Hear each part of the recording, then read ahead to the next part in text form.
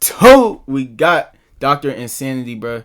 We ain't reacted to him in a long ass time, bro. Girl watches jail to stalker kill her boyfriend. Hit that like button, subscribe button, bro. Is he still? This is just a fucked up situation, I'm so bro. sorry.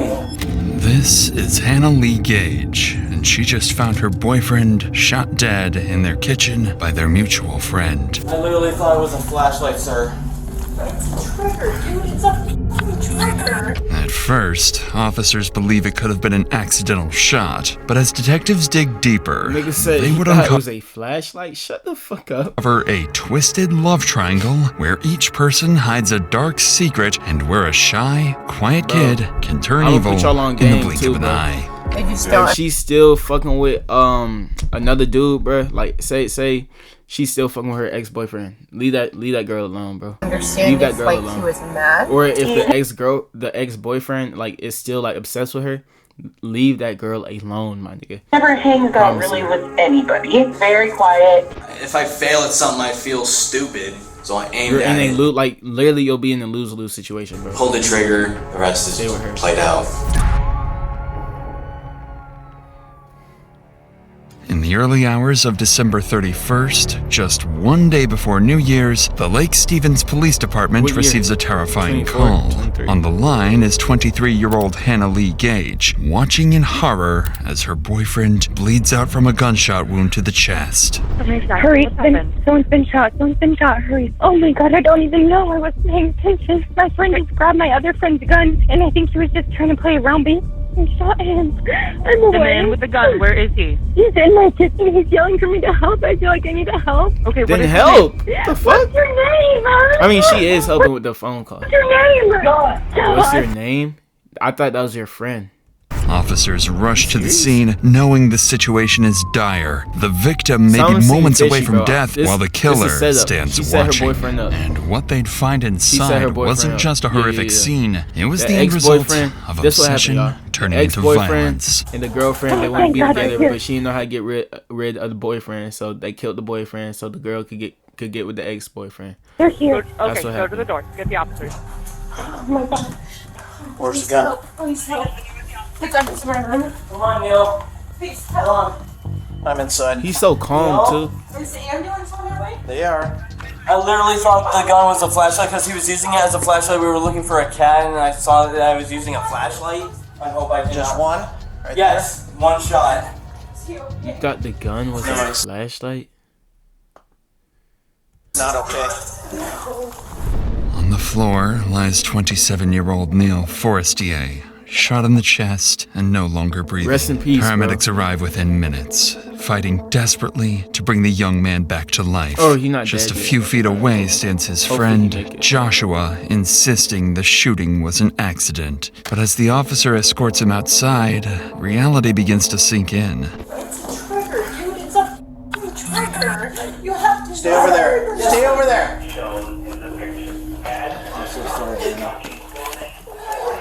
I did not know, man. I'm so sorry. I swear to God, I did not know it was a concealed weapon. I did not know he concealed a...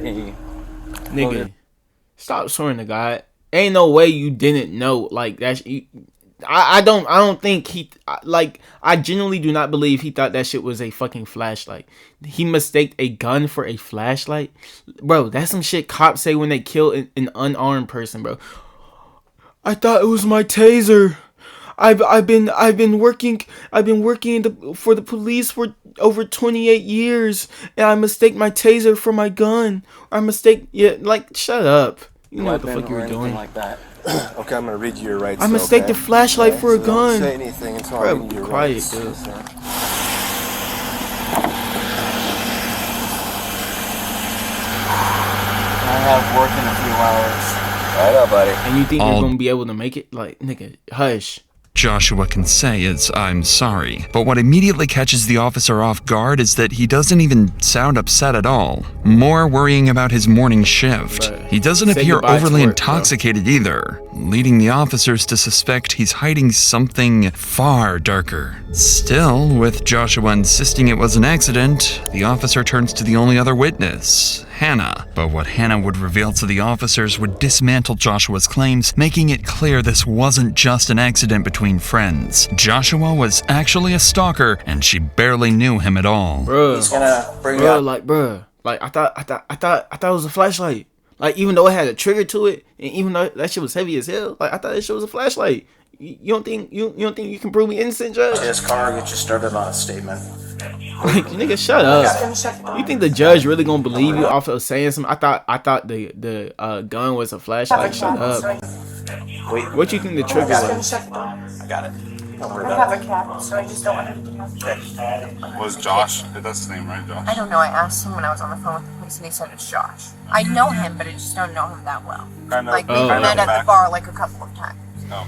And he just asked if he could come over to my house so he could sober up for an hour, and then he was gonna go home. And I said, yeah, sure, that's fine. We'll take his gun out of his waistbands, so him and Josh put it in the box. Josh started it, like he was like doing it, acting around, and then he was like, oh, we could do that if you want. Like, we could just start with 10% and then go up. Unbeknownst to Hannah, Joshua was consumed by jealousy. Nigga, bruh, like, y'all should know by now, that shit don't never work out well. Anytime y'all niggas do some shit like, bro, we only gonna go 10%, a nigga he can see, bro, I'm gonna hit you 10% power. He gonna hit you 60% power, bro. Y'all should know that shit by now, bro. And when the nigga hit you with 60% power, the nigga who get hit, he gonna get mad and angry, and he gonna pull out that gun. Like, yeah, nigga, now I'm gonna hit you up with 120% power, nigga. You know what it's like to get hit by a gun? And then he gonna kill that nigga. He perceived himself as a nobody, a failure at everything, while Neil was a Navy veteran, a rising MMA fighter, and the boyfriend of the woman he desired. But this is when Hannah would voice what everyone is thinking, exposing just how ridiculous Joshua's excuse for the shooting really is. We sometimes say that when, like, you know, with our gun, we punch out, like. Yeah, no, I never saw him grab the gun or point the gun. I just heard it, and I was like, I didn't really understand what it was. I just felt the ringing in my ear. Yeah. And it almost felt like something like ricocheted. How close would you say? I was so close. Like, we were all so close. My kitchen is small. It's a small apartment. We were all in that small little kitchen. Did Neil say anything? No. He wasn't talking. He didn't say nothing. No, but he was still awake for a little bit. Like, he collapsed and his eyes closed. Bro, like, and she... Never mind. I feel like since we were drinking, like, I feel like I can't even fully process. Okay, that's why I wasn't gonna say. I was like, bro, like, she seemed calm as fuck, bro.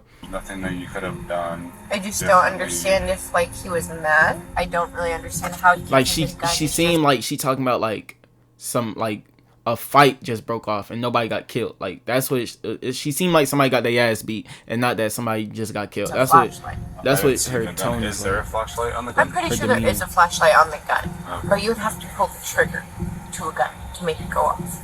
Hannah is exactly right. A gun doesn't go off by itself, nor can it be mistaken for a flashlight, which means police might be dealing with a far more deliberate act than they initially thought.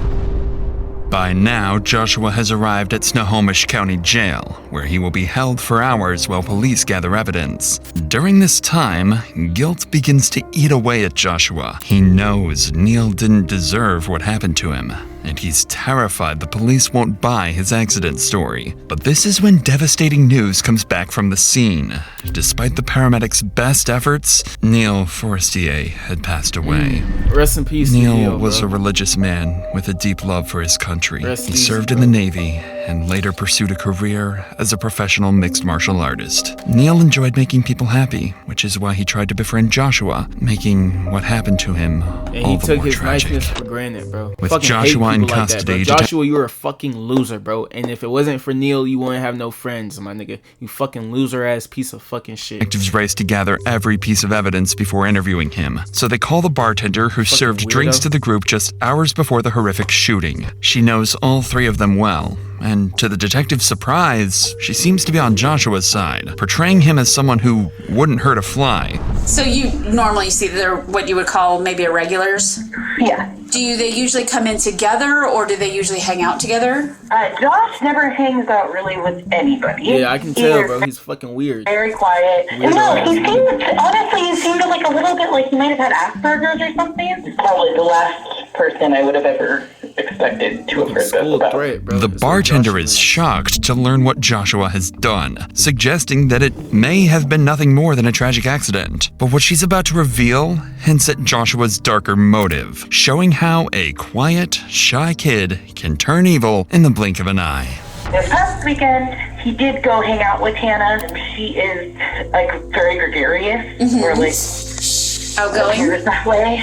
Would you maybe describe her as flirty? She's very flirty. Okay. And she honestly, the night that happened, started dancing with him, and I can see dancing with Josh or dancing with Neil? Dancing with Josh. Like, body to body kind of. Yeah, but nobody seemed upset. Like, Neil didn't look mad. Did you see Hannah, like, making out with Josh at all, or just dancing? I didn't see that. It wouldn't have surprised me. Okay, and have you ever heard Josh express any kind of feelings about? Bro, like, rest in peace to Neil and shit, bro, but, like, bro, like, the hours before you died, you had to see your girl dancing on some other nigga? About anybody in the bar or Hannah at all? Yeah, he stares a lot, but it seems not like creepy, more like very observational. Okay. Almost like he wishes he knew how to talk to people, but doesn't. Neil seems like a really nice person, and Josh seemed really sweet too. Awkward, and I could see where he might misread situations. Armed with a clearer understanding of the group's dynamics, the detectives hope they have enough leverage to get a confession from Joshua. Bro. So she look Asian, bro. Like, I didn't want to say it, bro, but she look Asian in this shit, bro. And in the IRL, like the cop body cam, she look white. Like, dynamics, the detectives hope they have enough leverage to get a confession from Joshua. So 4 days after Joshua's arrest, the detectives bring him in for questioning. I know it's makeup and shit, but still, bro, like, that is very fucking... Veteran detective look like her at all. Kristen Parnell will lead the investigation. She knows exactly how to handle suspects like Joshua. By using Joshua's own insecurities against him, Parnell will uncover his repressed feelings for Hannah and reveal the true motive behind the murder. You remember me, Detective Parnell? The reason I came down here was because, like, some more stuff has come up and I just kind of wanted to follow up with you and get some more questions answered. Okay? Parnell knows there are holes in Joshua's story, and she starts with one of them, the twisted reason he chose to go to Hannah's house instead of his own. You'd been up for a while, had a couple drinks at Creekside, and then asked Hannah if you could go back to her apartment, right? Yeah, just in case if I was to pass out. Why did you decide to go to her place versus just giving her a ride home? Or something that would have been insane. That's a great ass question. What the fuck? I mean, there would have, but at the time, I didn't even think about that shit, nigga. What the fuck? Damn. Good question about the cop. Not at home, but head to Hannah's. There's no good excuse to say, like, can I come to your place instead of getting robbed, nigga? If you don't, nigga, bro, like, thinking of it, bro. If my friend, like, if it was an awkward nigga like that, bro, I would be like, hey, bro, nigga, we don't just get your ass right home. But if it was like a real friend, bro, I'm like, yeah, bro, and don't think you can't spend the night either, bro. If you got to spend the night, I'll get you right. You can spend the night on the couch. There for a little bit, just in case if I was to fall asleep there. You guys did the play fighting thing. Yeah, it just came out of the blue. I mean, knowing that I've gotten into a couple of fist fights in the past. Mm-hmm. You know, and I told him that I was pretty good at fighting. I was throwing good punches and stuff. And then he got his on me, and I'd say he did better than me. Because it hurt, right? It didn't hurt. Or, no, it didn't hurt, it knocked the wind out of you. It knocked me back, and I was kind of breathing a little hard. Nigga said, oh shit, god damn, nigga. Yeah. For a little bit. Yeah. And then he kind of put his hand on my shoulder and said, are you okay? You know, and I'm like, yeah, I'm fine. I'm just a little winded out. Just moments before the shooting, Joshua had asked Neil to play fight and test each other's strength. What Joshua didn't know, that play however... fighting shit don't never work out, bro. Anytime a nigga play fight, somebody end up getting their ass beat or they end up getting killed, bro. Don't ever play fight, my nigga. Don't ever do none of that play fight. That shit don't never work out good, bro. Was that Neil was a professional fighter. But what irritated Joshua the most wasn't the punch itself, a nigga gonna but get Neil's punched too hard, bro. He gonna take that shit personal and he gonna... action afterward. He simply placed a hand on Joshua's shoulder and asked if he was okay. A gesture that only made him feel more humiliated and emasculated. But there's something else in Joshua's story that catches Detective Parnell's attention. Tell me about the last time you were punched in the gut like that. This was back when I was in middle school. Okay. That was my In recent memory, that was my last fight that I remember being in, and the guy I was fighting did sock me in the gut pretty good. Yeah. Around the same type of punch that Neil gave me. How did you feel in middle school when you got punched like that? At the time, I was not experienced, so I was in pain. I mean, it sounds like you kind of flashed back to that. And sometimes when something happens that reminds us of a previous experience, it's kind of like you're bro, back don't in do that, bro. previous... Don't try to put no mental problems, no schizophrenia, don't. You just a weirdo. Experience that you Come feel inside like that that. jail cell. Not like necessarily. I did feel like I was about to go on my knees, like I did in the past, but I was holding on to the counters. Pause. The gun was nigga about to go on. missing on the Nigga made him go on his knees, Chad. counter in front of you then too. Yeah. Neil's punch triggered a repressed memory in Joshua. The last time he was hit in the stomach, even if he refuses to admit it. But the detective doesn't stop there. She keeps pressing Joshua on the real reason he shot Neil, methodically dismantling his claim that it was an accident. What was going through your head then, right at that moment when you're bent over on the counter and like kind of trying to catch your breath again? This is all pause, what are you bro. thinking? Shit, what are you pause. feeling? Bent What? over on the counter? Tell me what that was I was kind of I was thinking like, wow, this guy knows how to punch, you know? Yeah. And I was impressed by how hard he punched. I don't like failing at anything. If I fail at something, I feel stupid. And so after going through that thought process, I kind of paced through the kitchen a little bit. And at that point, bro, if I was Neil, I would told your ass to leave. I'd be, hey, bro, you good? Yeah, I'm good, bro. I just got pace through the kitchen. Hey, bro, take your ass outside, bro. I'll see you tomorrow. After pacing for a little bit, I saw the gun, and the rest is played out. Said last time that you were a little upset that he hit you that hard, right? Well, I wasn't upset. I was, like I said, I was surprised. I looked down at the counter and then saw the gun. I was also curious on how the flashlight part of the gun worked, and thought that the muzzle part was the flashlight. Your goal was to pull the trigger and fire a round, okay? Because you had just gotten punched again by this guy who's sleeping with a girl that you want to be sleeping with, if we're being honest, right? So I aimed at it, pulled the trigger. That answered my question and led me into women make men shock. do stupid things. Women make Neil men do was really stupid things, bro. So make sure, bro, the women y'all get with motivates y'all to do the right thing, bro, if you feel what I'm Everything saying. Joshua is not. Successful, confident, liked by others. Being outpunched by him only deepened Joshua's sense of inferiority. Nigga's All a of bitch. this is obvious to Punk ass Detective nigga. Parnell, but not to Joshua. He still wants her to believe it was nothing more than an accident. But take a closer look at Joshua. Does his reaction to the shooting seem genuine or merely performative? Neil gets hit, goes to the ground, and I know you went and grabbed a towel and you're trying to stop the bleeding and stuff. What are you thinking and feeling while you're... I felt like a complete asshole for just randomly picking up a gun that I did not know what to really do with. There may be something wrong with him. Look how calm he is. Like I wanted to cry, and just seeing her cry, and and that look at him, like was Chet, making me feel. You can't tell me it's not something wrong with this nigga, bro. Like it's just some. I got gut feeling. It's some up with him, bro. More like a really bad friend. Like made me question myself. He got one of those why? phineas. Like why would I not phinia, but do one of something those stupid? Schizophrenia.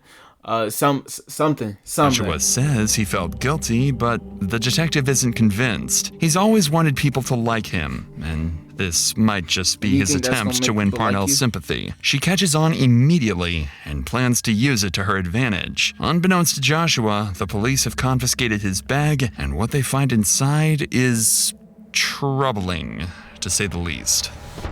Talk to me about your backpack that you were carrying around with you. I keep like tools like flathead screwdrivers and stuff. Like what my favorite hobby to do is like taking apart old, throwing away electronics and collecting scrap metal. And then one day I wanted to make money off of scrap metal. Talk to me about the other stuff that was in there. Like what? Like So we have your bag. I would have thought so. So tell me about the other stuff that's in there that you don't want to talk about. We're at a point where I feel like we should be able to be honest, right? Yeah. And I think I've already demonstrated that it's hard to lie to me. I've been lied to a lot, so I'm really good at knowing when people are lying or when people are withholding. And you are not going to tell me anything in this room that I have not heard before. So you're not going to make me uncomfortable. Bro, but like, why haven't you asked for a lawyer at this badly point, about bro? you. Do you, like, for niggas me, like this I must do want to this go all to the jail time. for a long ass It's hard time. to think without looking inside my bag. What about you? Hush. All that was in your bag. Trying to remember. Nigga had what was on dildo. Gay, bro. Weird ass nigga, bro. Please.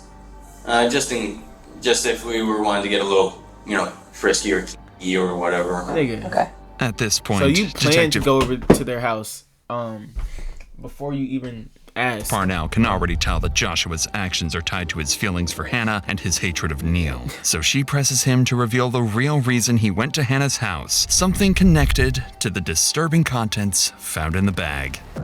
Maybe you're a little hopeful that you get to play with those with Hannah? No. I never wanted to have Lioness with Hannah. I never had the thought process of having. I've seen her flirting with other guys, and I'm like, she is flirting with other dudes, so it probably wouldn't be worth it. Come on. I thought about it, yes, but I wasn't gonna ask her. Oh, now that's a weird question to say. You want to go back?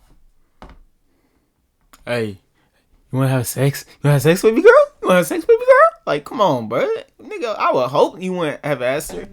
But, Yeah. But I didn't, yes, I did, I did thought about. Right, and kind of like we talked about before, about. Hey, if you gotten back there and one thing led to another, you weren't going to tell her no, right? Yeah, that's... Okay.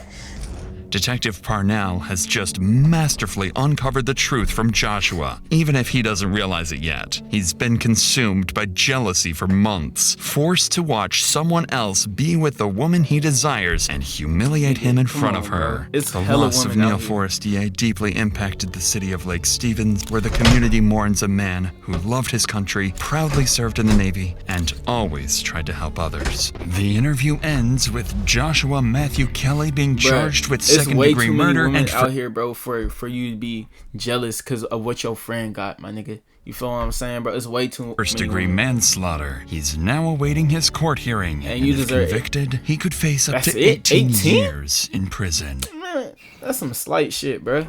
18 years, nigga. That shit ain't nothing, bro.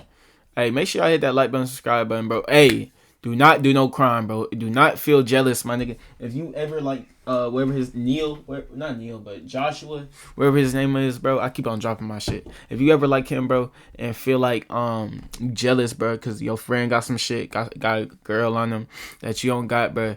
Don't be jealous, my nigga. It's hella women out here, bro. It's hella, bro. I'm gonna see y'all in the next video.